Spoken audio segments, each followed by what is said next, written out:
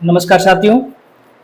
हम राजस्थान के इतिहास में चर्चाएं कर रहे थे और जब हमें आर एस प्री और आर एस मेंस के सिलेबस को देखते हैं तो हमें वहाँ राजस्थान के इतिहास के साथ भारतीय इतिहास से जुड़े बिंदु भी नजर आते हैं। अगर हम पिछले कुछ वर्षों के पेपर देखेंगे तो भारतीय इतिहास में जो हम 3 कालों के अंदर विभाजित करते हैं, प्राचीन काल, मध्यकाल और आधुनिक काल, तो अधिकतर जो हमें सवाल है आधुनिक काल से दिखाई देते हैं, चाहे प्री की बात हो चाहे फिर आप मेंस की बात हो। प्राचीन और मध्यकाल से भी सवाल आते हैं लेकिन संख्या ज्यादा हमें कहीं ना कहीं आधुनिक काल की दिखाई देती है अगर हम ओवरऑल बात करें तो। और आधुनिक काल है क्योंकि उसके अंदर एक क्रमबद्धता भी रहती है, पढ़ना थोड़ा सरल भी है प्राचीन और मध्यकाल के मुकाबले, और परीक्षा में ज्यादा इनको पूछा जा रहा है। तो हम अब चूंकि आरएस की परीक्षा की डेट अनाउंस कर दी गई है तो हमारी पूरी कोशिश रहेगी कि जो आरएस प्री है उसके एग्जाम से पहले पहले जो राजस्थान का इतिहास है, विशेषतः आपके आधुनिक काल का राजस्थान का इतिहास और जो भारतीय इतिहास उसमें भी आधुनिक काल का भारतीय इतिहास, उनसे जुड़े सारे टॉपिक आपको करवा दिए जाए। एक मैं यहाँ पर कहना चाहूंगा, जब भी हम टॉपिक पढ़ रहे हैं वो प्री के अकॉर्डिंग नहीं पढ़ रहे हैं, मेंस के अकॉर्डिंग पढ़ रहे हैं। और जब आप मेंस के अकॉर्डिंग को टॉपिक पढ़ते हो तो प्री अपना हाथ में उसमें स्वतः ही शामिल हो जाता है। केवल प्री के अकॉर्डिंग तथ्य रटकर जाओगे तो मेंस में आपको फिर से अपनी रणनीति को बदलना पड़ेगा, फिर से इस टॉपिक को नए सिरे से पढ़ना पड़ेगा। तो इससे अच्छा यही है कि आप प्रारंभ से ही मेंस के अनुसार ही पढ़ें ताकि खूब सारे फैक्ट, खूब सारी अवधारणा उसमें शामिल हो जाए, ताकि प्री के एग्जाम भी आपके निकल जाए और मेंस में भी कोई भी कैसा भी सवाल आए आप उसे डील कर पाओ, आप उसे सही कर पाओ। तो जब हम राजस्थान के इतिहास पढ़ रहे थे उसमें हमने अच्छी तरीके से राजस्थान के जनजातीय आंदोलन हो गई, 1857 क्रांति हो गई, फिर राजनीतिक संस्थाएं हो गई, इसके बाद में हम प्रजामंडल आंदोलन के बारे में पढ़ रहे हैं।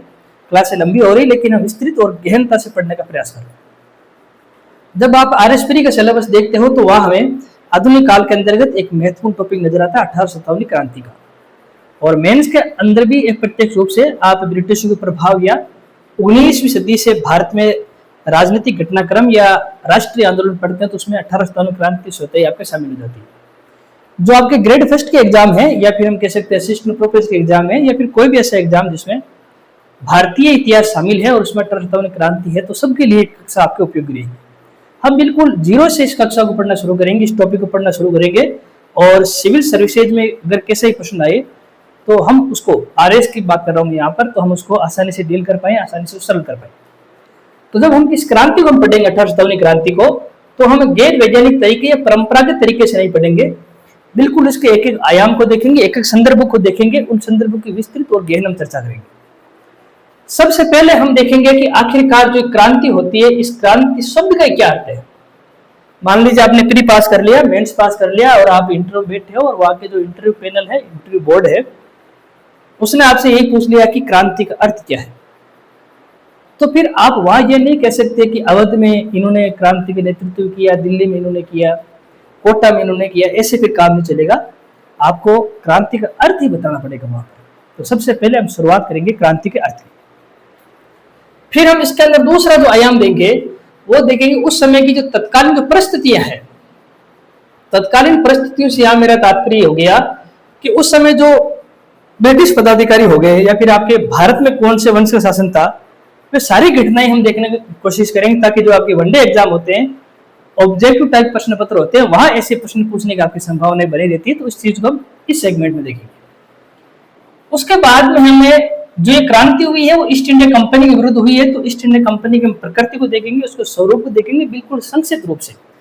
हम सारे नामों को देख लेंगे, गवर्नर जनरल क्या होते हैं, गवर्नर क्या होते हैं, एजेंट टू गवर्नर जनरल क्या होते हैं, रेजिडेंट क्या होते हैं, पॉलिटिकल एजेंट क्या होते हैं, कोर्ट ऑफ डायरेक्टर क्या है, बोर्ड ऑफ प्रोपराइटर क्या है, सारी चीजों को हम देखेंगे बिल्कुल संक्षिप्त रूप से, ताकि टॉपिक हमें एक दूसरे से आके जुड़ता हुआ नजर आए। इसके बाद विद्यार्थी हम इस क्रांति के कारणों की चर्चा करेंगे, और जो कारण पढ़ेंगे तो हम इसके अंतर्गत जो सबसे अधिक पूछा जाने वाला कारण विद्यार्थियों तात्कालिक कारण, उसकी भी इसी संदर्भ में हम चर्चा करेंगे। इसके बाद में जो कक्षा 12 की एनसीईआरटी है, जो इस क्रांति के संगठन या इस क्रांति के उद्देश्य और इस क्रांति के जो समय है किस प्रकार निर्धारित हुआ उसकी चर्चा करते हैं।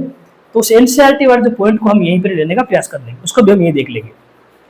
और इसके बाद जो सबसे पसंद टॉपिक बच्चों का, क्रांति का विस्तार, कि क्रांति का विस्तार किन किन क्षेत्रों में हुआ, क्रांति से जुड़े केंद्र और केंद्र से जुड़ी घटनाएं, अर्थात जो आप पढ़ते हो कि कौन से क्षेत्र में किन व्यक्तित्व ने क्रांति की है, वहाँ नेता कौन है, वहाँ किस प्रकार से क्रांति हुई है, उन क्रांति का फिर दमन करने के लिए कौन कौन गए हैं, वो सारी चीजें हम इस विस्तार, केंद्र और जो घटनाओं वाला सेगमेंट है उसमें हम देख लेंगे।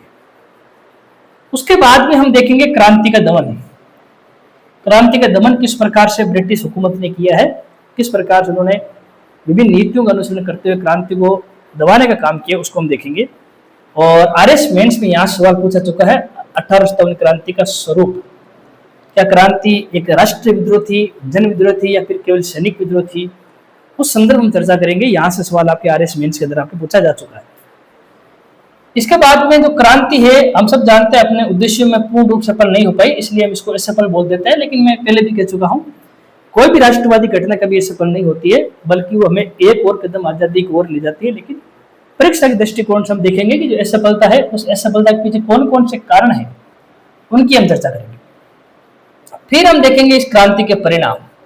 जब हम इस क्रांति के परिणाम देखेंगे तो हमारी नजर इस क्रांति के जो सकारात्मक परिणाम है उस पर भी रहेगी, जो क्रांति के जो नेगेटिव पॉइंट्स है, इस क्रांति के बाद क्या बदला हमारे लिए हानिकारक, उसको भी हम देखेंगे। यानी सकारात्मक परिणाम और जो नकारात्मक परिणाम है, दोनों को हम यहाँ पर देखने का प्रयास करेंगे। इसके बाद में कक्षा 12 की एनसीईआरटी है, उस एनसीईआरटी के अंतर्गत कुछ आपके ऐसे चित्र दिए गए हैं जिनके माध्यम से क्रांति के स्वरूप को चित्रित किया गया है, क्रांति को समझाने का प्रयास किया गया है। तो उन चित्रों, उनके पीछे की जो नजरिया के दृष्टिकोण, उसको लेंगे, क्योंकि छुपा हुआ पॉइंट है। अगर आने वाली परीक्षा में यहाँ से सवाल बनने की आपकी संभावना रहती है। तो क्रांति का अर्थ देख लेंगे, तत्कालीन परिस्थिति देख लेंगे, ईस्ट इंडिया कंपनी की प्रकृति स्वरूप को देख लेंगे, क्रांति के कारणों की चर्चा करेंगे, क्रांति कैसे संगठित हुई, उसके उद्देश्य क्या थे, क्या समय सीमा रखी गई देखेंगे, क्रांति के विस्तार देखेंगे, क्रांति का दमन किस प्रकार हुआ, क्रांति का स्वरूप क्या है, क्रांति सफल क्यों हो गई, इससे क्या हमें प्रभाव नजर आए, क्या परिणाम नजर आए। उसके साथ में हम वो घोषणा पत्र विक्टोरिया को भी देख लेंगे। और अंत में हम एनसीईआरटी जो कक्षा 12 की पुस्तक है उसमें 1857 क्रांति से जुड़ा एक लेसन आया हुआ, पाठ आया हुआ है, तो उसकी जो कुछ बातें बच जाएगी फिर भी इनमें, तो उसको हम लेने का प्रयास करेंगे। तो यहाँ पर आप देखो कितने सारे आयाम हैं, और इन सभी आयामों को पढ़ने से एक बात तो क्लियर हो जाएगी कि कैसे प्रश्न आए, चाहे वो बिल्कुल सरल सा सवाल हो या फिर आपके उसका स्तर अगर कठिन हो, जैसा भी आपके प्रश्न हो उस प्रश्न से हम डील कर पाएंगे, उस प्रश्न को हम सही प्रकार से अच्छे से हम उस प्रश्न को कर पाएंगे, ये ऐसा मैं मानता हूँ। इतनी सारी चीजें पढ़ लेंगे तो इसके साथ कुछ और आपने किताब पढ़ोगे तो कुछ बातें मैं बताऊंगा, कुछ बातें आप खुद सीखोगे, तो एक जॉइंट ऐसा आपके बन जाएंगे नोट्स का आपके। और फिर वो नोट्स आपके हर प्रकार की भर्ती परीक्षाएं हो, चाहे वो ऑब्जेक्टिव टाइप की हो, चाहे फिर आपके लिखित हो, सब में काम आएगी। जो ऑब्जेक्टिव प्रश्न पत्र होते हैं उनमें अधिकतर सवाल आपके यहीं से पूछते हैं, जो आपके विस्तार, केंद्र, घटनाएं, कहाँ पर किसने नेतृत्व किया, कौन सी घटनाएं हुई, ये कभी कभी कारणों से कोई सवाल पूछ लेते हैं, या फिर तत्कालीन परिस्थिति में वो गवर्नर जनरल को कुछ नाम पूछ लेते हैं। लेकिन जो लिखित एग्जाम होते हैं उनमें जाहिर सी बात है कि थोड़े डीप प्रश्न पूछते हैं, थोड़े से मौलिक प्रश्न पूछते हैं, अवधारणा वाले प्रश्न पूछते हैं। तो सबसे पहले मैं इस क्रांति के अर्थ की चर्चा कर लेता हूँ। हालांकि जब हम राजस्थान की क्रांति पढ़ रहे थे तो हमने वहाँ ये बात की थी कि क्रांति क्या होती है। सबसे पहले आप इस चीज समझे, क्रांति कोई घटना नहीं है, क्रांति एक प्रक्रिया है, क्रांति एक विचार है, क्रांति एक प्रोसेस है। क्रांति वह प्रक्रिया है जो किसी भी स्थापित संस्था, कोई स्थापित ढांचा या कोई स्थापित विचार, उसमें तीव्र, व्यापक और मूल का भी परिवर्तन करता है, तो उस विचार को हम क्रांति बोलते हैं। तो जो क्रांति जो शब्द है ना, मुख्य रूप से 3 स्तंभों पर टिकी हुई नजर आती है। 3 स्तंभ कौन कौन से? हम एक तो बोलते हैं कि ये तीव्रता से परिवर्तन करते हैं, दूसरा इसके जो परिवर्तन होते हैं हमें व्यापक नजर आते हैं, और तीसरा इसके परिवर्तन मूलगामी भी होते हैं। मूलगामी यानी जैसे हम कहते हैं कि ये बात कि केवल हंगामा खड़ा करना मेरा मकसद नहीं, ये सूरत बदलनी चाहिए, केवल हो हल्ला करना ही क्रांति नहीं है, एक निश्चित उद्देश्य होना चाहिए, एक निश्चित परियोजना होनी चाहिए, एक निश्चित संगठनात्मक संरचना होनी चाहिए जो तीव्र हो, व्यापक हो, उसका विस्तार विस्तृत हो, और परिवर्तन वो ऊपरी स्तर का नहीं करे, मूलगामी परिवर्तन करे, तो फिर हम उस स्थिति विद्यार्थी क्रांति बोल सकते हैं। तो हमने देखा तीव्र, फिर हमने देखा कि परिवर्तन कैसा होना चाहिए विद्यार्थी, मूलगामी, और फिर हमने देखा उसका क्षेत्र कैसा होना चाहिए आपके व्यापक। जिस विचार में हम ये 3 प्रक्रियाएं दिखाई देती है, 3 प्रोसेस दिखाई देते हैं, उस स्थिति को हम क्रांति बोल सकते हैं। और क्रांति का संबंध विचारों से है, क्रांति का संबंध प्रक्रियाओं से है।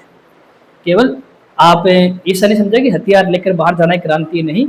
कई बार व्यक्ति अपने शब्दों से भी क्रांति ला देता है, कई बार व्यक्ति अपने विचारों से भी क्रांति ला देता है। तो क्रांति का सामान्य से अर्थ है परिवर्तन होना, और उस परिवर्तन में हमें तीव्रता दिखाई देती है, मूलगामी दिखाई देता है और आपके व्यापक परिवर्तन दिखाई देता है।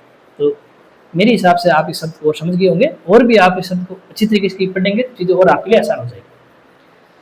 फिर हम दूसरा पॉइंट देखते हैं विद्यार्थियों, तत्कालीन परिस्थितियां। अब तत्कालीन परिस्थिति मतलब हो गया उस समय कौन व्यक्ति किस पद पर बैठा हुआ था। जो ऑब्जेक्टिव टाइप प्रश्न पत्र होते हैं वहां ऐसे सवाल पहले पूछते थे, अब तो बिल्कुल चांस कम हो गया है। जैसे उस समय इंग्लैंड के अंतर्गत महारानी का शासन था, और जो महारानी थी उस समय उनका नाम था आपके विक्टोरिया। मेरे हिसाब से सब इन नामों से परिचित है। और जो वहां के इंग्लैंड के जो प्रधानमंत्री थे उनका नाम था विद्यार्थी पारलिस्टन। बिल्कुल 8वीं 10वीं क्लास की बातें हैं, एक दो बार पढ़ोगे तो आपको आसानी से याद भी हो जाएगी। भारत के अंदर उस समय जो गवर्नर जनरल थे, अब गवर्नर जनरल क्या होते हैं उसकी हम चर्चा करेंगे अभी थोड़ी देर आगे।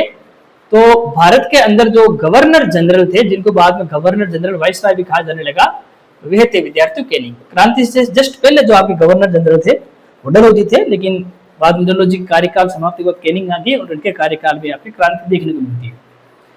क्रांति के समय जो कंपनी के जो सेनापति थे उनका नाम था कोलिन कैंपबेल। तो ये भी थोड़ा सा ध्यान रखेंगे। आपके पहले एनिसन थे, लेकिन बाद में क्रांति के समय कोलिन कैंपबेल को आपके क्रांति का मुख्य सेनापति आपके बना दिया, सेना का मुख्य सेनापति बना दिया गया। भारत में उस समय अगर दिल्ली के तख्त की बात करूं, दिल्ली के ताज की बात करूं, तो मुगल वंश का शासन था भारत के अंतर्गत। दिल्ली के संदर्भ में बात कर रहा हूं आपके। और मुगल वंश के जो शासक थे उस समय उनका नाम था बहादुर शाह। क्योंकि इस नाम से पहले भी एक शासक बन चुके हैं तो इनको बोलते हैं बहादुर शाह द्वितीय। लिखने का बड़ा शौक था, जफर नाम से लिखते थे, इसलिए इनके नाम का लिख दिया गया बहादुर शाह द्वितीय जफर, बहादुर शाह जफर। ये आपके सामान्य सी बातें हैं, और तत्कालीन परिस्थिति हमने बात देख ली है। कई बार ऐसे छोटे एग्जाम में ये प्रश्न यहाँ से उठते दिखाई देते हैं। अब हम बात करते हैं विद्यार्थियों ईस्ट इंडिया कंपनी की जो प्रकृति है, जो ईस्ट इंडिया कंपनी है उसका स्वरूप क्या है। तो मैं एक बार फिर से कहना चाहूंगा, अगर ईस्ट इंडिया कंपनी की प्रकृति, स्वरूप और ढांचे को पढ़ना जाएंगे तो 1-1.5 घंटे का फिर समय लग जाएगा। जब हम भारत में ब्रिटिश सत्ता का विस्तार देखेंगे तो उस समय इसको बिल्कुल विधिवत तरीके से और बिल्कुल एकदम अच्छे तरीके से इसको पढ़ने का प्रयास करेंगे। क्योंकि अगर हम अभी इसको एक पॉइंट को पढ़ेंगे 1 घंटा तो बाकी चीजें और आपके लंबी होती जाएगी, फिर चीजें आपके बदलती जाएगी आपके। इसलिए मैं इस प्रकृति में उतनी ही बात करूंगा संक्षिप्त रूप से जितना हमारी इस क्रांति में काम आ जाए, एक आपके दिमाग में एक आइडिया फिट हो जाए कंपनी आखिरकार थी कैसी, कंपनी किस प्रकार से कार्य करती थी, ताकि जब हम क्रांति के कारण पढ़ेंगे, क्रांति घटनाएं पढ़ेंगे तो खूब सारे नाम आएंगे, तो चीजें वहां पर आपको आसानी हो, चीजें वहां पर आपको समझ में आ जाए। इसलिए आप हम संक्षिप्त रूप से क्रांति की जो स्वरूप है उसको, माफ कीजिए, जो कंपनी का स्वरूप है उसको हम यहाँ देखने का प्रयास करेंगे। तो इसको आप ऐसे समझे, सन 1615 इंग्लैंड के विद्यार्थी, कुछ आपके व्यापारी थे, कुछ आपके हिस्सेदार थे, कुछ साझेदार थे, जिन्होंने विश्व में पूर्व दिशा के कुछ क्षेत्रों के साथ व्यापार करने के लिए कंपनी का निर्माण किया सन 1600। उस कंपनी को ही हम आने वाले समय में ईस्ट इंडिया कंपनी के नाम से जानते हैं। हालांकि जब कंपनी बनी थी तो उसका नाम कुछ और था, लेकिन एक लोकप्रिय नाम बाद में इसका यही रहा, ईस्ट इंडिया कंपनी। तो जिन हिस्सेधारकों ने, जिन साझेदारकों ने, जिन मालिकों ने, जिन व्यापारियों के समूह ने सन 1600 के अंतर्गत इस कंपनी का गठन किया, जो उन व्यापारियों का फिर गठन करता हूं जो समूह होता है, उस समूह को विद्यार्थियों BOD के नाम से जाना गया। ये मैं बिल्कुल संक्षिप्त रूप से बता रहा हूं और संक्षिप्त तरह से मैं लिखने की कोशिश कर रहा हूं। जो आपके BOP, माफ कीजिए, इनको BOP कहा गया। BOP का मतलब होता है विद्यार्थियों बोर्ड ऑफ प्रोपराइटर्स। प्रोपराइटर्स का मतलब हो गया विद्यार्थी, यहाँ पर जो मालिक होते हैं, जो मालिकों का समूह होता है, इसको हम प्रोपराइटर कहते हैं। तो यहाँ पर जो मालिकों का समूह है, हिस्सेदारकों का समूह है, उनको मैंने संक्षिप्त रूप से BOP यहाँ पर नाम लिख दिया। अब विद्यार्थी यहाँ पर जो BOP है, जो मालिक है, जो हिस्सेधारक है, इन्होंने क्या किया, कंपनी को चलाने के लिए 24 व्यक्तियों की नियुक्ति की। तो जो 24 व्यक्ति हैं इनको बोलते हैं विद्यार्थियों संचालक, निदेशक, एक प्रकार संचालक मंडल, निदेशक मंडल, या फिर एक प्रकार से हम डायरेक्टर। तो जो डायरेक्टर्स हैं उनकी संख्या 24 हैं। तो जो डायरेक्टर, निदेशक के संचालकों को जो समूह बढ़ेगा, उस समूह को विद्यार्थियों आपके COD बोलते हैं, जिसका मतलब होता है कोर्ट ऑफ डायरेक्टर्स, यानी एक प्रकार से संचालक मंडल। तो COD नाम भी यहाँ पे क्लियर हो गया, कोर्ट ऑफ डायरेक्टर्स, या फिर संचालकों का मंडल, या फिर हम कह सकते हैं आपके निदेशकों का मंडल। इनकी संख्या विद्यार्थियों आपकी 24 होती थी, और इनकी नियुक्ति विद्यार्थियों जो BOP अर्थात जो बोर्ड ऑफ प्रोपराइटर है, जो मालिकों का समूह है, जो हिस्सेदारकों का समूह है, वो इनको नियुक्त करता था। जो ये आपके डायरेक्टर हैं विद्यार्थियों, यही उस समय जो ब्रिटेन के जो राजा, या फिर मान लीजिए उस समय रानी के शासन था, तो महारानी इनसे सलाह लेकर विद्यार्थियों भारत के अंतर्गत जिस पदाधिकारी की नियुक्ति करते थे उनको बोलते थे गवर्नर जनरल। एक और नियुक्ति होती थी उसको बोलते थे गवर्नर। जैसे कंपनी के मालिक या फिर जो डायरेक्टर्स हैं वो तो भारत में आपके व्यापार करने आएंगे नहीं, वो तो वहीं बैठे रहेंगी जहां आपके इंग्लैंड में कंपनी का मुख्यालय है। लेकिन कंपनी की स्थिति जब राजनीतिक कंपनी संस्था बन गई है, तो पहले व्यापारिक संस्था थी, फिर राजनीतिक सत्ता बन गई है, तो कंपनी के पूरी आपकी कार्यवाही को कौन देखेगा, उसकी कार्य प्रणाली कौन देखेगा, उनकी पूरी गतिविधि को नियंत्रित कौन करेगा, तो एक पदाधिकारी की आवश्यकता पड़ेगी।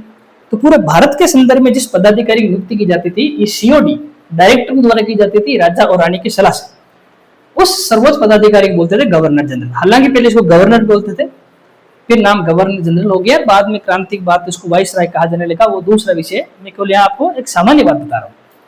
तो पूरे भारत के संदर्भ में जो सर्वोच्च पदाधिकारी होता था उसको बोलते थे गवर्नर जनरल, और एक प्रांत में जो पदाधिकारी होता था उसको बोलते थे गवर्नर। आप इसको ऐसा मान लीजिए, ब्रिटिश प्रांत जैसे आपके मध्य प्रांत, वहां गवर्नर जनरल होगा, वहां गवर्नर होगा, संयुक्त प्रांत वहां गवर्नर होगा। इस प्रकार से आपको ध्यान रखना है। लेकिन पूरे भारत के संदर्भ में सबसे बड़ा पदाधिकारी गवर्नर जनरल होता था।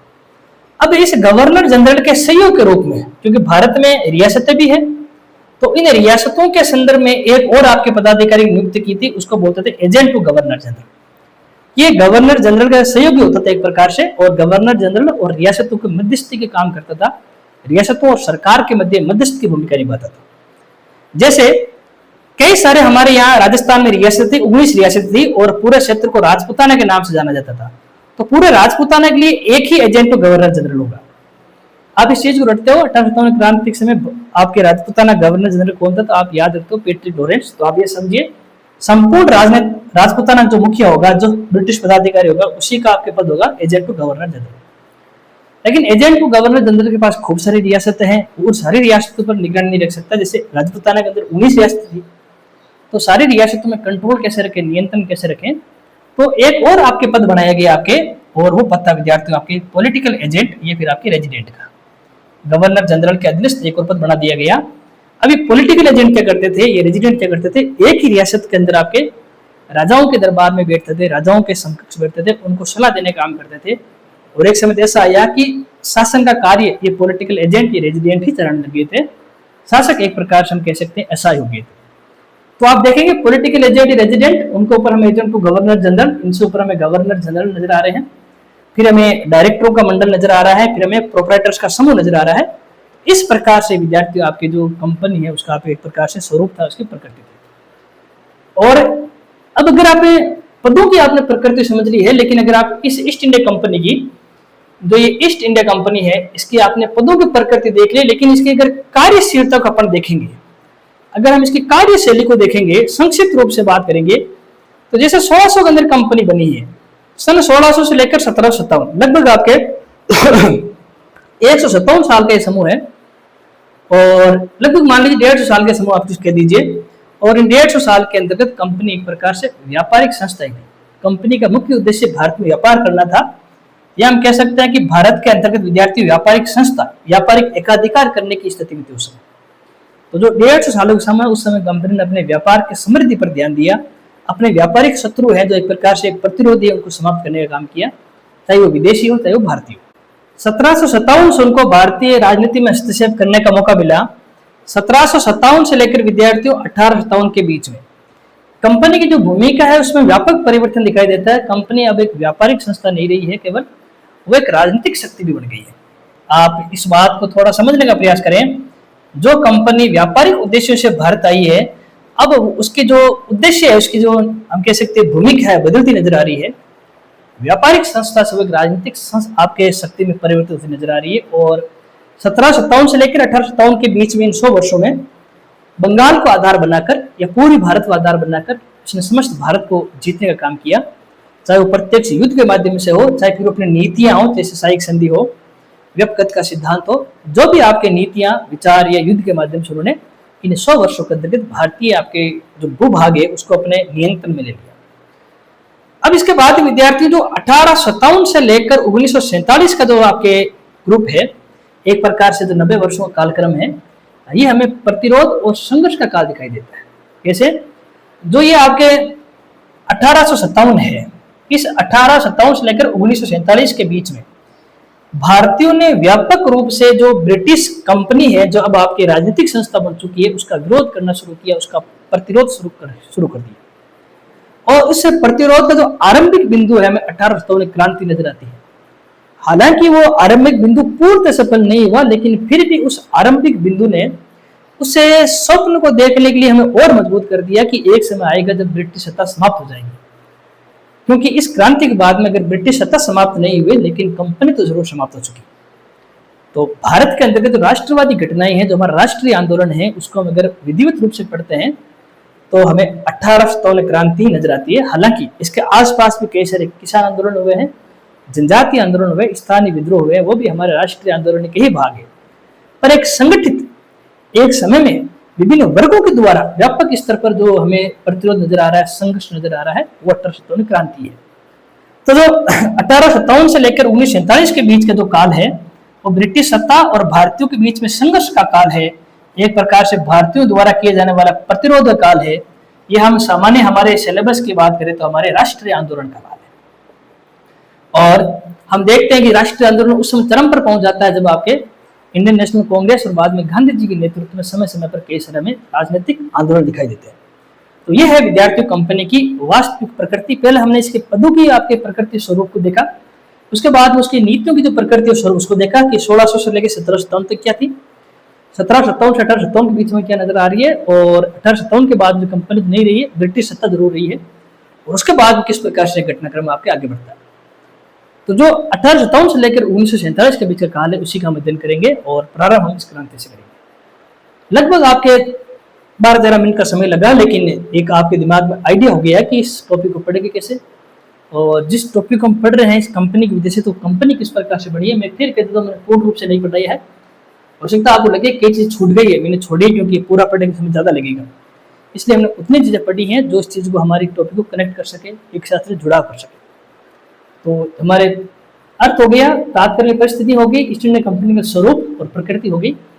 अब हम लेते हैं इस क्रांति के कारण क्या है, कौन से आपके राजनीतिक कारण है, प्रशासनिक कारण, धार्मिक कारण, सामाजिक कारण, आर्थिक कारण, सैनिकों के द्वारा जो कारण बताए गए हैं, और अंत में तात्कालिक कारण।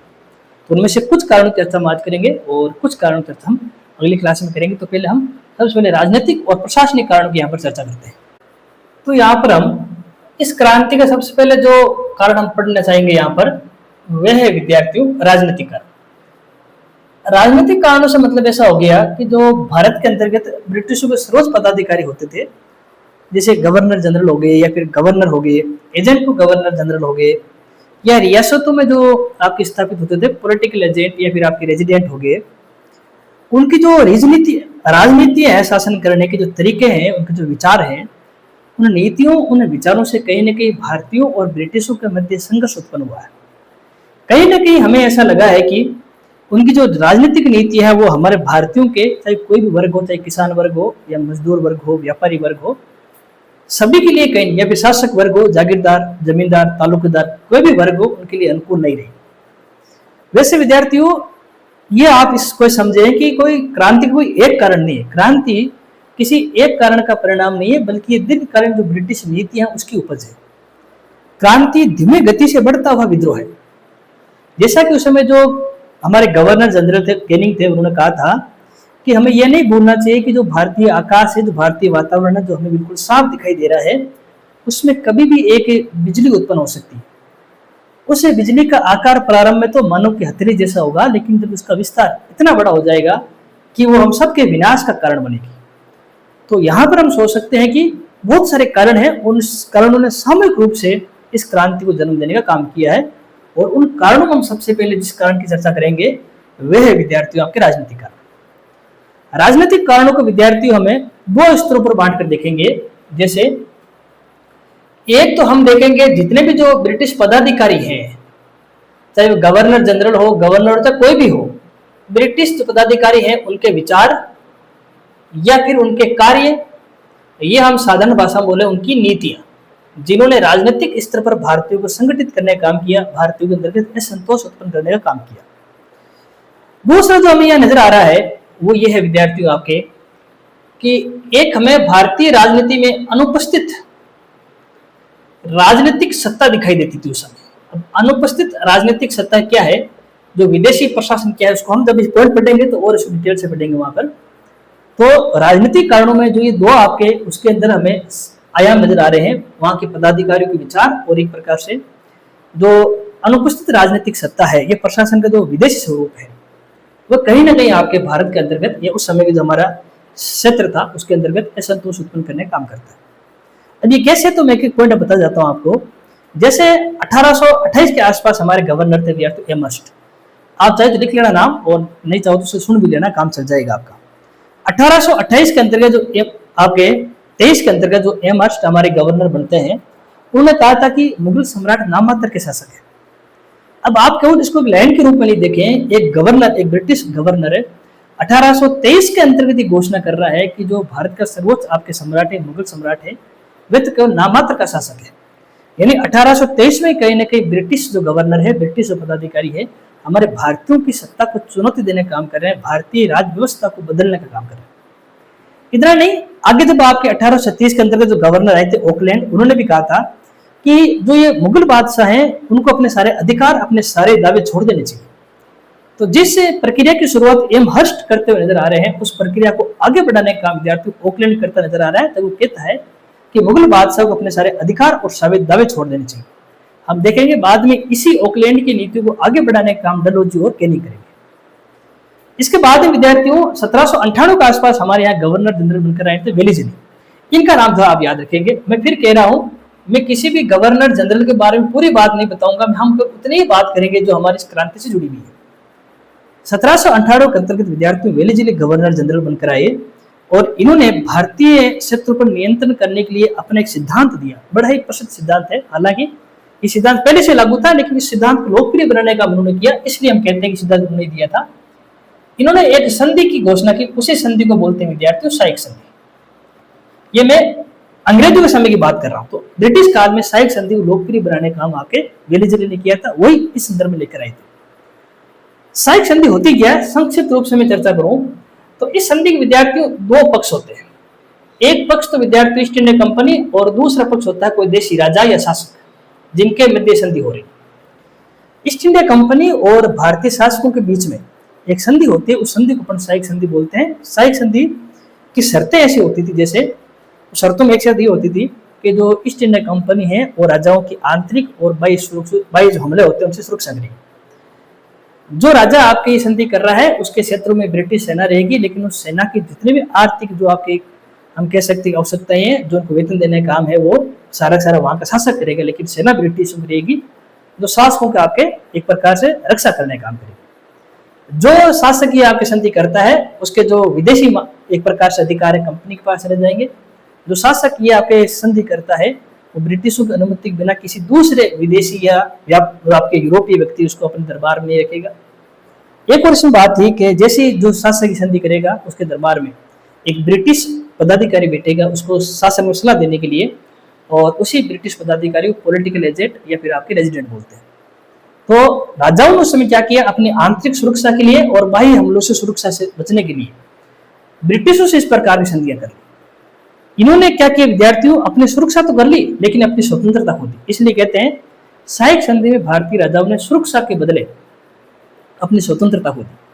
और जब ये साइक संधियां हुई, जितने शासकों ने साइक संधियां की उनके दरबार के अंतर्गत ब्रिटिश नियंत्रण बढ़ता गया। पॉलिटिकल एजेंट रेजिडेंट निरंतर आपके शासन में हस्तक्षेप करते गए, राजनीति में हस्तक्षेप करते गए। एक समय ऐसा आया कि भारतीय शासक ऐसा ही होगी, क्योंकि उनको लड़ने उनके पास सेना नहीं थी, उनके पास संसाधन नहीं थे।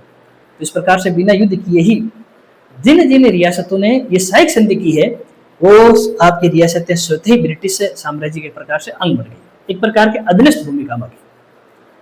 अब आप क्या करते हो, आप ये सारी बातों से पढ़ते नहीं हो, आप रटते हो बच्चों की तरह कि साइक संधि करने वाले पहले शासक कौन है, तो फिर आप जोर से बोलते हो कि पहले शासक थे हैदराबाद के निजाम।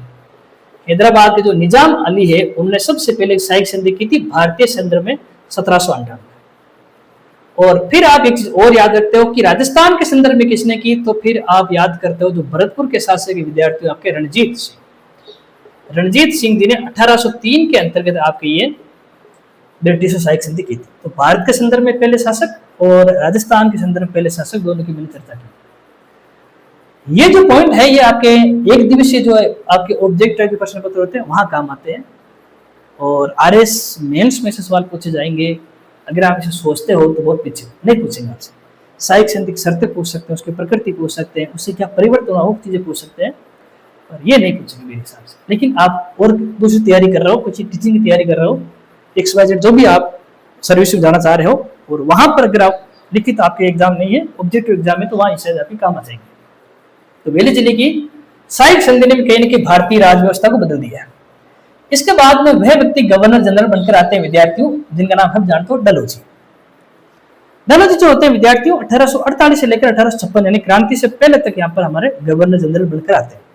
और क्रांति के अंतर्गत जितने भी उत्प्रेरक तत्व है, उनमें सबसे अधिक उत्प्रेरक तत्वों को जन्म देने वाला कोई व्यक्ति है तो है डलहौजी। डलहौजी ने क्या किया विद्यार्थियों, ब्रिटिश साम्राज्य का विस्तार करने के लिए दो तरीके अपनाए। उसने कहा एक तो क्या कर लीजिए, आप युद्ध कर लीजिए, और युद्ध जहां नहीं कर सकते वहां ये सिद्धांत लागू कीजिए, व्यपगत का सिद्धांत। सवाल पूछा गया RS के अंदर, व्यपगत का सिद्धांत क्या था। इस व्यपगत के सिद्धांत को विद्यार्थियों विलय की नीति बोलते हैं, इसी को हड़प की नीति बोलते हैं, इसी को डॉक्ट्रिन ऑफ लैप्स कहा जाता है। तो आप कई सारे ये नाम सुनते हो, डॉक्ट्रिन ऑफ लैप्स क्या होता है, हड़प नीति क्या है, विलय नीति क्या है, व्यपगत नीति क्या है, उसकी अभी चर्चा करेंगे। युद्धों के माध्यम से आप पता होना चाहिए, ईस्ट इंडिया कंपनी और आपके पंजाब के क्षेत्र के बीच में दो युद्ध होते हैं, जिसको प्रथम आंग्ल, वो आपके जो कह सकते हैं कि सिख युद्ध, या प्रथम आंग्ल सिख युद्ध, फिर द्वितीय आंग्ल सिख युद्ध, या फिर अंग्रेजों और पंजाब के बीच युद्ध होते हैं दो, उनको नामों से जाना जाता है। जो दूसरा युद्ध होता है विद्यार्थी, वो होता है आपके 1748-1749 के बीच में।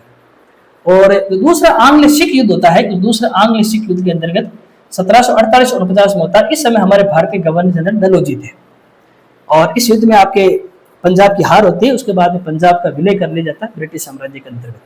तो आप देखते हो युद्ध के माध्यम से इन्होंने एक प्रकार से एक स्वतंत्र जो क्षेत्र है पंजाब, उसको ब्रिटिश सत्ता के अधीन कर लिया।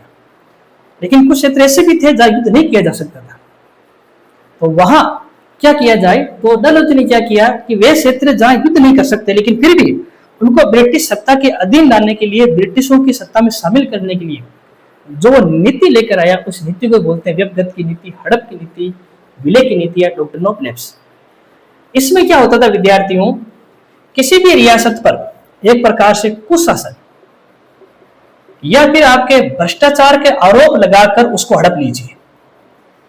यह एक दूसरा तरीका और होता था कि जो रियासतें होती है उनके मुखियाओं को, जो हिंदू धर्म के अंतर्गत एक नीति है कि अगर उसके पुत्र नहीं है तो किसी दूसरे बच्चे को गोद लेकर अपनी परंपरा को आगे बढ़ा सकते हैं, उसको अपना उत्तराधिकारी घोषित कर सकते हैं। लेकिन डलहौजी ने कहा कि इस नीति को भी रोक दीजिए, इस प्रथा को भी रोक दीजिए। अगर किसी क्षेत्र विशेष के शासक जिसके पुत्र नहीं है तो उसको गोद नहीं लिया दिया जाएगा। हालांकि बात विस्तृत है, उसमें भी 3 श्रेणियां बनी हुई थी। जब हम डलहौजी के बारे में पढ़ेंगे तो इसको और विस्तृत रूप से पढ़ेंगे, अभी मैं केवल सामान्य रूप से बता रहा हूँ। एक कोई शासक है, अगर उसको पुत्र नहीं है तो उसको गोद नहीं लिया जाएगा। उसकी मृत्यु के उपरांत उसकी जितनी भी रियासत है वो अपना आप ही ब्रिटिश साम्राज्य में विलय हो जाएगी। हालांकि गोद निषेध प्रथा के अंतर्गत 3 आपके ऐसे कर सकते हैं आपके प्रकार बने हुए थे रियासतों के, वो अपन जब ये नीति पढ़ेंगे तब वो डिटेल से पढ़ लेंगे। यहाँ सामान्य बात मैंने बताने की कोशिश की। तो भ्रष्टाचार या कुशासन का आरोप लगाकर या फिर रियासतों को गोद नहीं लेने देने पर, इन दोनों आधारों पर आपके रियासतों को ब्रिटिश साम्राज्य में मिलाना, उनको हड़प लेना, ये नीति विद्यार्थियों को व्यपगत की नीति कहलाती है। और आप देखते हो अवध का आपने नाम सुना होगा 1856 में। अवध के शासक थे विद्यार्थी वाजिद अली शाह। अवध हमेशा ही ब्रिटिशों, ईस्ट इंडिया कंपनी का सहयोगी रहा है, तो युद्ध उन पर किया नहीं जा सकता। वाजिद अली शाह का विद्यार्थियों शासन भी ठीक था, लेकिन अंग्रेजों ने निरंतर ऐसी रिपोर्टें बनाई कि वहां कुशासन है, और इसी कुशासन का आरोप लगाकर 1856 में अवध का विलय ब्रिटिश कंपनी के अंदर कर लिया, ब्रिटिश साम्राज्य के अंदर कर लिया। ये उस समय की बहुत बड़ी घटना थी। और आप देखते हो कि भारत संदर्भ में सबसे अधिक जो क्रांति का विस्तार देखते हैं, व्यापक स्तर पर देखते हो, अवध में होता है। और कक्षा 12th की NCERT में अवध के विद्रोह पर कम से कम 1.5-2 पेज का पूरी बातें लिखी हुई उसमें। और वहां एक प्रश्न बनाया गया था कि अवध का विद्रोह इतना व्यापक क्यों हुआ। हम देखते हैं वाजिद अली शाह के बाद में जो उनकी जो रानी है बेगम हजरत है, उन्होंने आपके 1857 क्रांति भाग लिया था। ये कोई एका काम नहीं है विद्यार्थियों। डलहौजी निरंतर अवध को अपने दिन करना चाहता था। डलहौजी ने कहा था कि अवध ग्लास फल चेरी है जो एक दिन मेरे मुंह में आकर गिरेगी। ये लाइन भी NCERT से उठाई गई थी और उसके संबंध में सवाल आया था। और जब वाजिद अली शाह को हटा दिया गया तो उसकी चारों ओर से आलोचना हुई। कई साहित्यकारों ने लिखा कि वाजिद अली का अवध से जाना यानी देह से जान जाने के बराबर है। तो इस प्रकार से बातें वहां हुई है। और हम देखते हैं कि जब 1857 में क्रांति हुई है तो उसके अंतर्गत विद्यार्थियों अवध के जो आपके सैनिक थे उनके में महत्वपूर्ण भूमिका नजर आती है। क्योंकि जो ब्रिटिशों की सेना है, जो बंगाल आर्मी है, उस बंगाल आर्मी की पौधशाला अवध को बोलते थे। जो आपकी ब्रिटिशों की सेना में अधिकतर आपके जो सेना दिखाई देते हैं वो अवध से आते थे। तो अवध के सैनिक हैं, वहाँ के जो दरबारी हैं, वहाँ के जो मंत्री हैं, वहाँ के जो जमींदार हैं, तालुकदार हैं, कहीं न कहीं आपकी इस विलय का विरोध किया और क्रांति में भाग लिया था। तो डलहौजी की ये नीति भी हमारे लिए आपकी घातक सिद्ध हुई। गोद निषेध प्रथा के तहत अंग्रेजों ने सबसे पहले 1848 में सतारा को लूटा, और सतारा के बाद में तो एक प्रकार से उन्होंने लाइन लगा दी थी।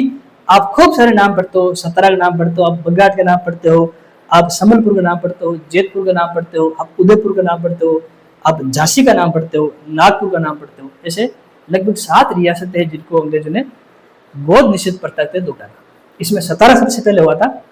इसमें ध्यान रखना, जो मैंने उदयपुर नाम लिया है, ये राजस्थान वाला उदयपुर नहीं है, ये हमारे जो मध्य प्रांत है वहां की एक रियासत थी। तो इस प्रकार से जो सतारा है, जेतपुर है, संबलपुर है, बगहाट है, उदयपुर है, झांसी आप सब जानते हो।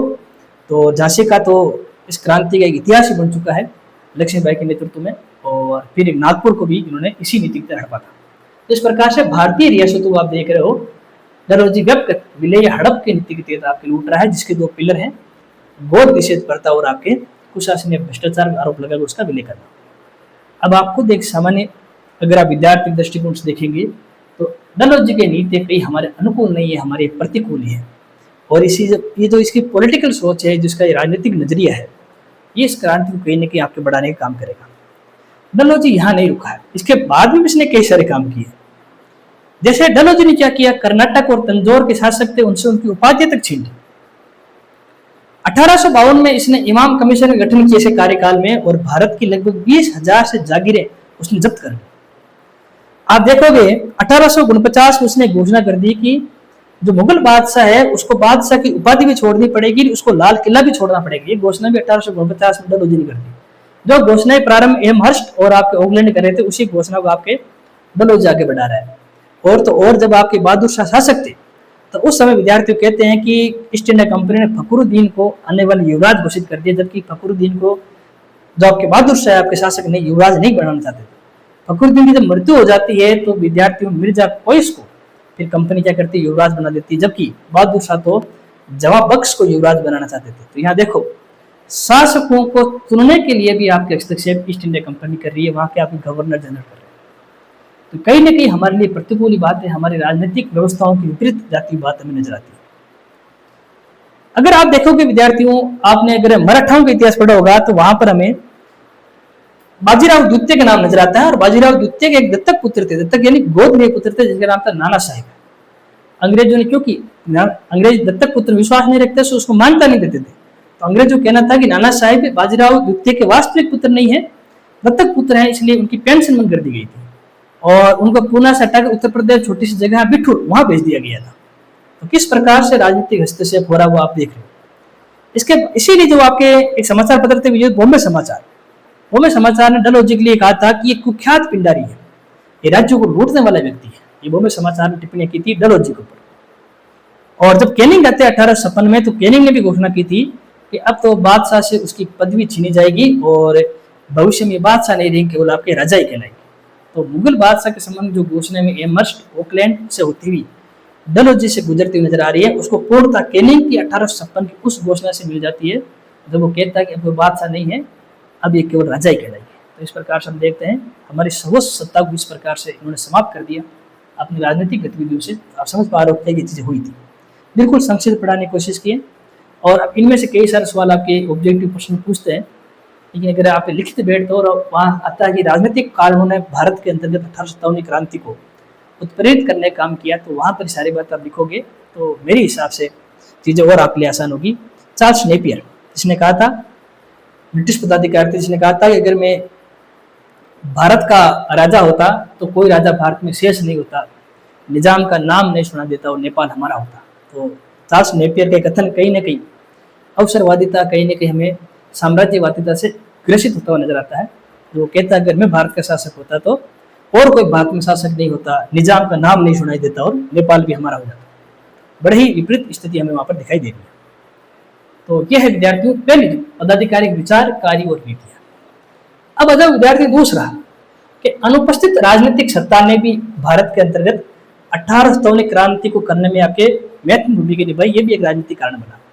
इसको कैसे समझेंगे कि अंग्रेजों से पहले भारत में कई सारे विदेशी आक्रमणकारी आए हैं, कई सारे आक्रांता भारत में आए हुए, लेकिन विद्यार्थियों अगर आप देखेंगे वे आक्रांता हमेशा विदेशी नहीं रहे हैं। अफगान यहाँ पर आए हैं, मुगल यहाँ पर आए हैं, आप हूण देखते हो, प्राचीन काल में कई सारी शक्तियां आई थी, मध्यकाल में कई सारी शक्तियां आई थी, लेकिन उनमें एक बात कॉमन थी, जब कोई विदेशी सत्ता भारत पर आक्रमण करती है तो कुछ समय के बाद वो भारत की हो जाती है, भारतीय धर्म, भारतीय संस्कृति, भारतीय विचार को अपना लेती है, भारत से जो कुछ उसने लिया है वो प्रत्युत्तर में भारतीयों में वापस देते हैं, भारत में निवेश करते हैं, यानी एक प्रकार से भारतीय सत्ता के अंग बन जाते हैं।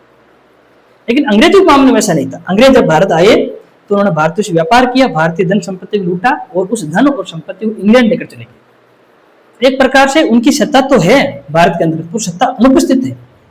जो वास्तविक मालिक हैं, जो आपकी कंपनी के जो आपके साझेदार हैं, प्रोप्राइटर है या फिर आपके डायरेक्टर हैं, जो उनके मुखिया हैं, राजा या रानी हैं, जो हमारे भारत के वास्तविक मुखिया थे उस समय, वो तो कहीं भारत में नजर ही नहीं आते। तो वास्तविक पॉलिटिकल जो हमारे जो सत्ता है वो भारत में मौजूद नहीं थी। इसका नुकसान ये होता था कि भारत भावनात्मक रूप से अंग्रेजों से कभी जुड़ नहीं पाई। इससे पहले जो विदेशी आक्रमणकारी हैं उन्होंने धीरे धीरे भारतीय संस्कृति को स्वीकार कर लिया, भारतीय लोगों को स्वीकार कर लिया, इसलिए भारतीयों और उनके बीच में एक प्रकार के सौहार्दपूर्ण संबंध बने। लेकिन ये सौहार्दपूर्ण संबंध कभी अंग्रेज स्थापित नहीं कर पाए, क्योंकि वह हमेशा ही भारतीय राजनीति में एक प्रकार से हम कह सकते हैं कि अनुपस्थित वाली भूमिका में रहते, जो उनकी टॉप लीडरशिप थी, जो उनके मुखिया थे, कभी भारत में रहते ही नहीं थे। सामान्य पदाधिकारी भारत में निवास करते थे। इस प्रकार से जो औपनिवेशिक राजनीतिक सत्ता है, इसने राजनीतिक रूप से भारतीयों और अंग्रेजों को एक संबंध स्थापित नहीं करने दिया, और कहीं न कहीं उनके बीच में संदेह का भावना रही, कहीं न कहीं घृणा की भावना रही, और उस संदेह और घृणा की भावना ने कहीं न कहीं आपके क्रांति का रूप धारण किया, तो औपनिवेशिक सत्ता ने। इसीलिए देखो, जब थॉमस मुनरो ने भी कहा था कि भारत में जितने भी विदेशी आक्रमणकारी आए हैं उनमें से सबसे अधिक भारतीयों को अगर है की दृष्टि से देखा है तो केवल अंग्रेज है। अंग्रेजों ने केवल अपने लाभ कमाने के लिए ही भारतीयों को केवल अपना आधार बनाया है, भारतीयों को साधन के रूप में इस्तेमाल किया। तो इतनी सारी बातें विद्यार्थियों जो हमें राजनीतिक सत्ता के रूप में नजर आ रही है और राजनीतिक कारणों में आपके नजर आ रही है। अब विद्यार्थी हम देखते हैं कौन कौन से प्रशासनिक कारण है जिसकी वजह से क्रांति आपके हुई है। अब राजनीतिक कारणों के बाद में जो इस क्रांति का दूसरा जो हम कारण पढ़ने जा रहे हैं वह है विद्यार्थियों आपके प्रशासनिक कारण। देखिए, आपको कई बार ऐसा लग सकता है कि समय ज्यादा हो रहा है, लेकिन समझना है तो एक बार तो पूर्ण रूप से समग्र रूप से चीजों को पढ़ ही ले। उसके बाद में जिस प्रकार की आपके परीक्षा की प्रकृति है आप चीजों को उस अनुसार ही पढ़ लीजिए। सब्जेक्टिव टाइप के प्रश्न पत्र है तो पूरी चीजों वापस पढ़िए, अगर ऑब्जेक्टिव प्रश्न पत्र हैं तो आप इनमें जो फैक्ट आ रहे हैं उनको आप लिख लीजिए, उनको आप नोट कर लीजिए। प्रशासनिक कारणों की बात करूंगा विद्यार्थियों, तो अगर दो शब्दों में अगर हमें ब्रिटिशों के प्रशासनिक जो कार्यवाही है अगर हमें उसको बताना है तो ये जो ब्रिटिशों की जो प्रशासनिक व्यवस्था यह पर्याप्त और अयोग्य थी। एक तो जिस प्रकार प्रशासन को कार्य करना चाहिए उस प्रकार से वो कार्य नहीं कर रही है, वो पर्याप्त है, और जिस स्तर पर जाकर कार्य करना चाहिए, जो योग्यता धारण करके कार्य करना चाहिए, वो योग्यता भी इसमें नजर नहीं आ रही है। इसलिए ब्रिटिशों की प्रशासनिक जो नीतियां हैं उनकी जो कार्यशैली अपर्याप्त और अयोग्य नजर आती है, और इसी अपर्याप्त और अयोग्यता में कहीं ना कहीं प्रशासनिक कारणों के बीज आपके छुपे हुए हैं। अगर मैं ब्रिटिशों की प्रशासनिक नीतियों की बात करूं तो इनमें हमें कहीं ना कहीं प्रजातीय भेदभाव नजर आते हैं। मेंस में लिखने के लिए आपके पॉइंट काम आएंगे, वहां ये चीज आपके लिए ठीक रहेगी। जैसे मान लीजिए कोई सैनिक पोस्ट हो, कोई प्रशासनिक पोस्ट हो, कोई इस तरह समारोह हो, किसी होटल में जाना हो, किसी बस में जाना हो, किसी रेल में जाना हो, कोई सार्वजनिक स्थानों का प्रयोग करना हो, हर जगह पर ब्रिटिशों ने प्रजातीय नस्लवादी टिप्पणियां भेदभाव में दिखाई देता है। वो अक्सर लिखते थे, वो अक्सर ऐसा कार्य करते थे कि भारतीयों की तुलना कभी न कभी किसी न किसी जानवर से करते ही थे। तो ब्रिटिशों के अंतर्गत एक तरह से जो आपके भेदभाव है वो आपके हम कह सकते हैं अवगुण है वो छिपा हुआ था, और उन्होंने उस अवगुण को प्रदर्शित भी किया हर जगह पर। हर जगह भारतीयों को, उनके धर्म को, उनके समाज को नीचा दिखाने का काम, उनके बीच भेदभाव करने का काम, भिन्नता करने का काम आपके ब्रिटिशों ने किया था। तो प्रशासनिक रूप से भेदभाव करना ये भारतीयों को कहीं न कहीं खटका है। भारतीय कहीं न कहीं इससे असंतुष्ट नजर आए हैं। योग्यता उनके पास है, कार्य करने की क्षमता उनके पास है, फिर भी उनको पोस्ट नहीं दी जा रही, उनको वेतन नहीं दिया जा रहा है जो उनको मिलना चाहिए, जो उनके हक है। तो ये प्रशासनिक भेदभाव, ये प्रजातीय भेदभाव कहीं न कहीं भारतीयों को आगे बढ़ाने का काम आपने किया है। अगर मैं इनकी भू राजस्व प्रशासन की बात करूं, हालांकि इस पॉइंट का हम ज्यादा अर्थ हम आर्थिक कारणों में देखेंगे, जो उनकी भू राजस्व जुड़ी नीतियां हैं या भू राजस्व से जुड़ा प्रशासन है वो भी अयोग्य या अपर्याप्त नजर आ रहा है। जैसे जो इनकी टैक्स लेने की नीतियां थी, चाहे वो स्थायी बंदोबस्त हो, चाहे वो रहितवाड़ी हो, चाहे महलवाड़ी हो, बिल्कुल गैर वैज्ञानिक थी। उसमें किसी प्रकार के वैज्ञानिक साधन का प्रयोग नहीं किया गया था सर्वे करने के लिए जमीन का। बंदोबस्त के बाद में टैक्स को दर तय की गई थी, उसमें कोई वैज्ञानिकता नहीं थी। जब प्राकृतिक आपदा आ जाए तब उसमें किसानों के हितों के लिए कोई बात नहीं की गई थी। टैक्स की दर बहुत ऊंची थी। गैर वैज्ञानिक तरीके से, परंपरागत तरीके से, अनुमान के आधार पर जो व्यवस्थाएं उन्होंने लागू की है वो कहीं ना कहीं भारतीयों के लिए हानिकारक सिद्ध हुई। दूसरी, अगर मैं इसी भू राजस्व की बात करूंगा विद्यार्थियों, तो आप देखोगे इन्होंने जमीन को एक प्रकार से निजी संपत्ति बना दिया अंग्रेजों ने। जैसे ही जमीन निजी संपत्ति बना, उसके बाद में जमीन को बेचना और जमीन को खरीदना आपके सरल हो गया। तो जो कोई छोटे किसान होते थे, ऋण नहीं चुका पाते थे, टैक्स नहीं चुका पाते थे, अंत में जाकर उनको अपनी जमीनें बेचनी पड़ती। तो सेठ होते थे, साहूकार होते थे, जागीरदार होते थे, बड़े बड़े आपके जमींदार होते थे, वो किसानों से उसकी जमीनें छीन लेते थे। तो एक प्रकार से हमें जो भूमि है उसका केंद्रीकरण नजर आया। भूमि को खरीद प्रयुक्त की आपकी वस्तु बना दी गई। तो ये चीज भी ब्रिटिशों के आने के बाद आपके हमें लागू होती नजर आ रही है। अगर हम ब्रिटिशों की भू राजस्व नीतियों की बात करेंगे तो आप देखते हो कई बार ऑब्जेक्ट प्रश्न पत्र में पूछते हैं, उनकी जो भू नीति है उस पर हमें रिकार्डो या फिर आपके जेम्स मिल की जो नीति है, रिकार्डो की जो लगाम नीति है, या फिर हम कह सकते हैं आपके जेम्स मिल का जो उपयोगितावाद सिद्धांत है, उनकी कहीं न कहीं छाप नजर आती है। और ब्रिटिशों ने इन नीतियों के माध्यम से अधिक भारतीयों से धन अर्जित करने की कोशिश की, अधिक से अधिक लाभांश लेने की कोशिश की और जमीनों का अधिक से अधिक शोषण करने का काम किया।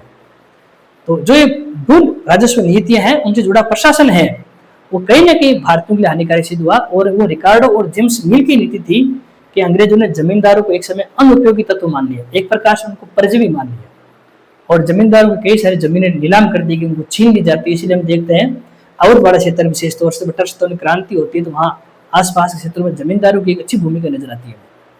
तो उनकी जो भू राजस्व नीति, हालांकि इन नीतियों को आर्थिक कारणों को डिटेल से पढ़ेंगे क्योंकि प्रशासन से जुड़ा अंग है, तो मैंने यहाँ पर इसको लेने का प्रयास किया है। इसके बाद में बात करेंगे अंग्रेजों का न्यायिक प्रशासन। न्यायिक प्रशासन भी हमें संतुष्ट नहीं करता आ रहा है, न्यायिक में देरी है। यहाँ पर हमें धन का बोलबाला नजर आ रहा है। एक सामान्य व्यक्ति जो पहले ग्राम पंचायतों के माध्यम से अपनी सूझबूझ से वो जो न्याय प्राप्त करता था, अब उसकी आशा धुंधली हो चुकी है ब्रिटिशों के काल में, क्योंकि ब्रिटिशों ने एक संस्थानिक रूप से न्यायपालिका का गठन किया है और उस न्यायपालिका के समूह के अंदर धन का बोलबाला है, वहां पर देरी ही देरी एक प्रकार से नजर आ रही है, जहां में हम कह सकते हैं न्याय की उम्मीद करना ना के बराबर था आपके ब्रिटिश काल के अंतर्गत। तो इस प्रकार से जो न्यायिक प्रशासन था वह भी कहीं ना कहीं भारतीयों आपके अनुकूल नहीं था। जो उनका प्रशासन है उसमें सबसे बड़ी हमें कमी एक और नजर आती है, जो उनके प्रशासक होते थे उन प्रशासकों का आम लोगों से कोई संपर्क ही नहीं होता था। आम लोगों से किसी प्रकार का में संपर्क नहीं दिखाई देता है। दूसरी भाषा में कहें, प्रशासन के अंतर्गत जन सहभागिता नजर नहीं आती है। जब प्रशासन जनता के कल्याण की जगह स्वयं के कल्याण के लिए आपके उपलब्ध कराए जाने लगे तो ऐसे प्रशासन के खिलाफ फिर आवाज उठानी लाजमी ही होती। ब्रिटिशों की प्रशासनिक नीतियां ऐसी थी कि एक प्रशासक लोगों से जुड़ाव भी नहीं कर पाता था। प्रशासन के अंतर्गत स्थानीय लोगों को सहभागिता होती नजर नहीं आती थी। तो प्रशासनिक स्तरों पर भी कहीं ना कहीं हमें जो ये आपके ईस्ट इंडिया कंपनी है या फिर हम कह सकते हैं कि आपके ये ब्रिटिश राज है, वो हमें एक प्रकार से असफल होता हुआ नजर आता है। इस तरह से जो हमारे आज की क्लास है उसमें हमने इस क्रांति का अर्थ देखा है। इसके बाद में हमने जो तत्कालीन परिस्थिति है, पदाधिकारी, उनकी चर्चा की है।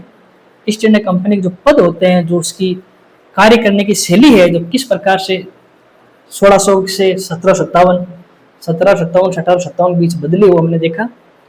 उसके बाद हमने कारणों की चर्चा की और हमने शुरुआत में कहा था कि ये क्रांति किसी एक कारण का परिणाम नहीं है, व्यापक स्तर पर लंबे समय तक जो ब्रिटिशों की कुनीतियां हैं उन्हीं की उपस्थिति और धीमी गति से चलने वाला संघर्ष था। और हम ये भी देखा कि जितने भी कारण है उनमें सबसे पहले हमने बहुत अच्छी तरीके से जो राजनीतिक कारण है उनकी चर्चा की, फिर कुछ हद तक मैंने संक्षिप्त रूप से पढ़ाने की कोशिश की प्रशासनिक जो आपके कारण उनकी चर्चा की। हिंदी ग्रंथ अकादमी पुस्तकें पढ़ेंगे आप, या कोई अच्छे ऑथरों की आप किताब पढ़ोगे, विपिन चंद्र की किताब पढ़ोगे, ओल्ड एनसीईआरटी पढ़ोगे, न्यू एनसीईआरटी पढ़ोगे, स्पेक्ट्रम पढ़ोगे। ये भी राजस्थान हिंदी ग्रंथ अकादमी की पुस्तक आती है, ब्रिज किशोर शर्मा जी की, उनकी पुस्तक पढ़ोगे। तो आपको और भी इस प्रशासनिक कारण कम से कम 4-5 पेज मिल जाएंगे। तो मैंने तो संक्षिप्त रूप से बताने की कोशिश की, कुछ पॉइंट आपको सामने लाने की कोशिश की है। आप भी उन किताबों को पढ़ें और कई सारी चीजें मुझसे छूटी है तो आप उनको एड ऑन करें, चीजों को जोड़ें, चीजों को और समझें। चीजें जो मैं पढ़ा रहा हूँ उतनी नहीं है, उससे बाहर भी खूब सारी चीजें हैं, आप उनको भी देखें, चीजों को नए तरीके से पढ़ने की कोशिश करें। केवल घटनाएं पढ़कर इतिश्री नहीं करी इस क्रांति की।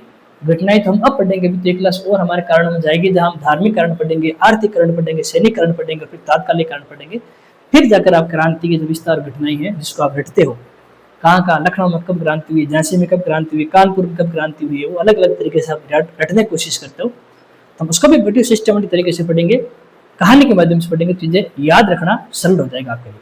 तो जो पढ़ाया है उसको आप इस तरीके से पढ़ें। अगले क्लास में हम आगे वाले जो कारण उनकी चर्चा करेंगे। तब तक के लिए धन्यवाद।